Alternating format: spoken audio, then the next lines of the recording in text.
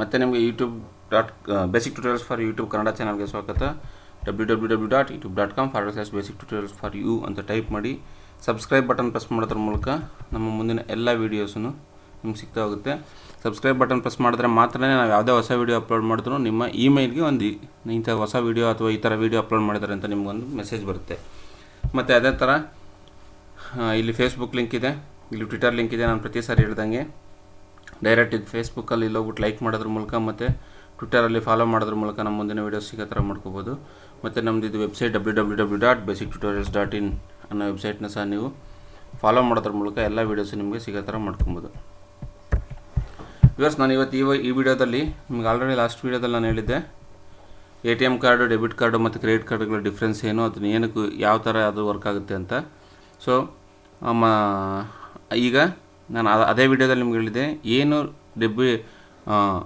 Master card ಅಂದ್ರೇನು, visa card ಅಂದ್ರೇನು, RuPay card ಅಂದ್ರೇನು ಅಂತ ನಾನು ಈ ವಿಡಿಯೋದಲ್ಲಿ ಎಕ್ಸ್ಪ್ಲೇನ್ ಮಾಡ್ತೀನಿ.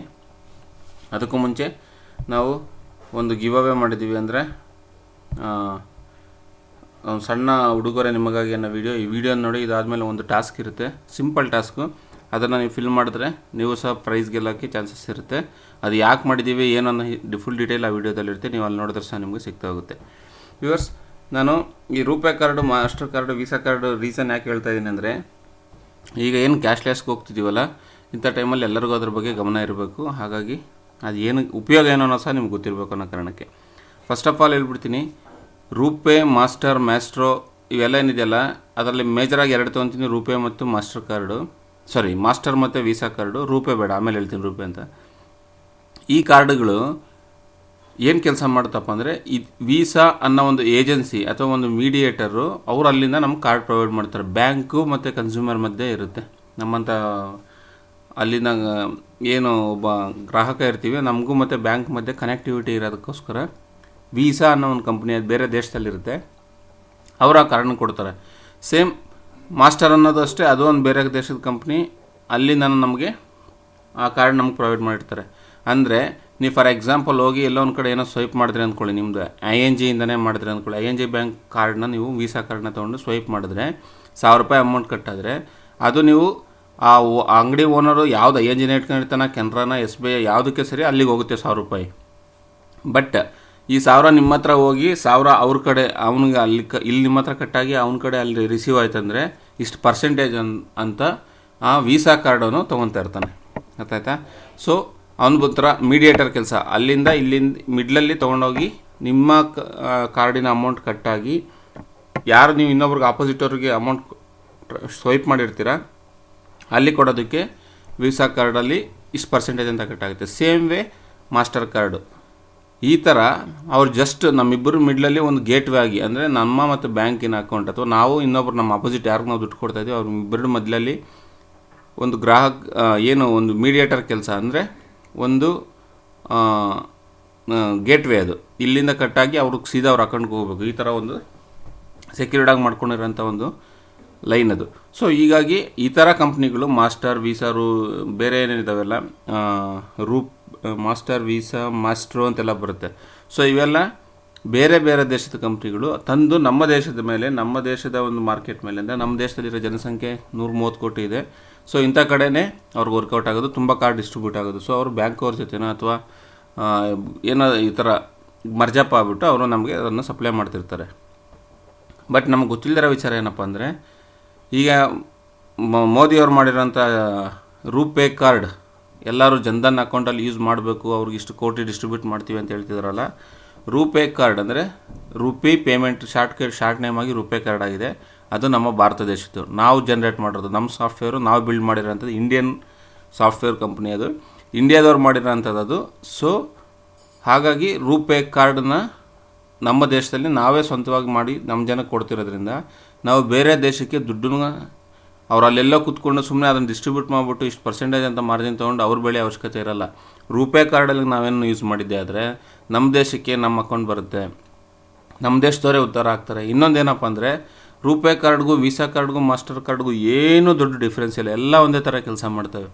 ಪ್ರತಿಯೊಂದೂ ಎಲ್ಲ ಅವು ಅದೇನು ಕೆಲಸ ಮಾಡ್ತವೆ, ಅವು ಸ್ವೈಪ್ ಮಾಡ್ಬೋದು, ಇದು ಆನ್ಲೈನ್ ಟ್ರಾನ್ಸಾಕ್ಷನ್ ಮಾಡ್ಬೋದು, ಇದರಲ್ಲೂ ವಿತ್ಡ್ರಾ ಮಾಡ್ಬೋದು. ಎಲ್ಲದು ಏನು ರೂಪೇ ವೀಸಾ ಮತ್ತು ಮಾಸ್ಟರ್ ಕಾರ್ಡ್ ಕೆಲಸ ಮಾಡ್ತೀವಿ same to same RuPay card ಸಹ ಕೆಲಸ ಮಾಡುತ್ತೆ. ಬಟ್ ಇದು ಒಂದಂದರೆ ನಮ್ಮ ದೇಶದ ನಾವು ಮಾಡಿರೋದು ಡೊಮೆಸ್ಟಿಕಲ್ಲಿ. ನೀವು ಇಲ್ಲಿ ಇಂಡಿಯಾ ಟು ಇಂಡಿಯಾದಲ್ಲಿ ಏನೇನು ಟ್ರಾನ್ಸಾಕ್ಷನ್ ಆಗುತ್ತೆ ಎಲ್ಲನೂ ಮಾಡ್ಬೋದು, ನೋ ಪ್ರಾಬ್ಲಮ್. ಎಲ್ಲ ಥರನೂ ನೀವು ರೂಪೇ ಕಾರ್ಡಲ್ಲಿ ಮಾಡ್ಬೋದು. ಸೊ ನಾವೆಲ್ಲೋ ಇಲ್ಲಿ ನಾವು ಯಾರ್ದೋ ವೀಸಾ ಮತ್ತು ಇದನ್ನು ತೊಗೊಂಡು ಇಲ್ಲಿ ಸ್ವೈಪ್ ಮಾಡಿ ಅವ್ರಿಗೆಲ್ಲೋ ದುಡ್ಡು ಮಾಡಿಕೊಟ್ಟು ಅವ್ರು ಚೆನ್ನಾಗಿ ಬೆಳೆಯೋದಕ್ಕೋಸ್ಕರ, ಈಗ ಬೇರೆ ದೇಶದಲ್ಲಿ ಅವ್ರು ಸಣ್ಣ ಪುಟ್ಟ ದೇಶದಲ್ಲಿ ಇರ್ತಾರೆ, ಅಲ್ಲಿ ಜನನೇ ಅಷ್ಟಿರಲ್ಲ, 10-15 ಕೋಟಿ ಇದ್ದರೆ ಹೆಚ್ಚು, ಅಂಥವ್ರಿಗೆ ಅಲ್ಲಿ ವರ್ಕೌಟ್ ಆಗಲ್ಲ ಅಂತ ನಮ್ಮ ದೇಶದ ಮೇಲೆ ಬಂದು ಅವರು ಈ ಥರ ಇನ್ವೆಸ್ಟ್ ಮಾಡ್ತಾರಲ್ಲ. ಅಫ್ಕೋರ್ಸ್ ಇರಲಿ, ಈ ಕಾಂಪಿಟೇಷನ್ ಇರುತ್ತೆ, ಪ್ಲಸ್ ಅವ್ರಿಗೂ ಪರ್ಸೆಂಟೇಜ್ ಇರುತ್ತೆ, ಅವ್ರು ಮಾಡಿರ್ತಾರೆ, ಸೆಕ್ಯೂರಿಟಿ ಇರುತ್ತೆ. ಬಟ್ ರೂಪೇ ಕಾರ್ಡು ನಮ್ಮ ದೇಶದ್ದು. ಸೊ ರೂಪೇ ಕಾರ್ಡ್ ಸಹ ಅಷ್ಟೇ ಸೆಕ್ಯೂರಿಟಿ ಇದೆ. ಏನು ಅವರು ಎಷ್ಟು ಸೆಕ್ಯೂರಿಟಿ ಇದೆ ಅದಕ್ಕೂ ಹೆಚ್ಚು ಕಮ್ಮಿ ಅದಕ್ಕೂ ಜಾಸ್ತಿನೇ ಸೆಕ್ಯೂರಿಟಿ ಇರೋಂಥದ್ದು ನಮ್ಮ ರೂಪೇ ಕಾರ್ಡಿನ ಒಂದು ಗೇಟ್ವೇ ಆಯಿತಾ. ಅದಕ್ಕಾಗಿ ಏನು ಮಾಡ್ತಿದ್ದಾರೆ, ಈಗ ಜನ್ಧನ್ ಅಕೌಂಟ್ಗಳಿಗೆಲ್ಲ ಇಷ್ಟೆಲ್ಲ ರೂಪೇ ಕಾರ್ಡ್ ತರ್ತಿದ್ದಾರೆ.